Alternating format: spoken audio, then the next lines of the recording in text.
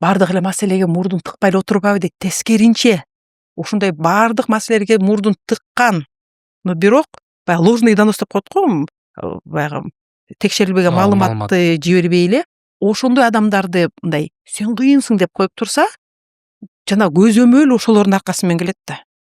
Могу мындай тигинди жакта момундай болуп аткан турбайбы депчи. Ошондуктан элдик көзөмөл, ачык айкындуулук бул баягы акыйкат башкаруунун эң негизги фундаменти, пайдубалы деген ошондон келип чыгат да.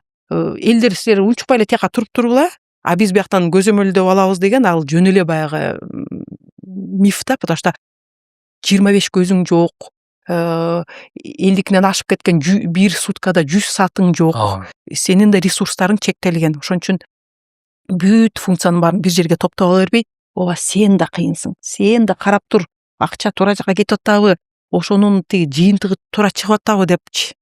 Бир эле мисал алып келейин да. Мисалы үчүн мен Бишкекте жүрөм, тротуарларды жасап кетишет. Жана подземный переход жагына келгенде былтыр эле жасаган, быйыл уже талкаланып калган да. Мен айтышым керек, былтыр эле жаңы жасалган жол 5 жыл кып этпей иштеш керек. Стандарт боюнча.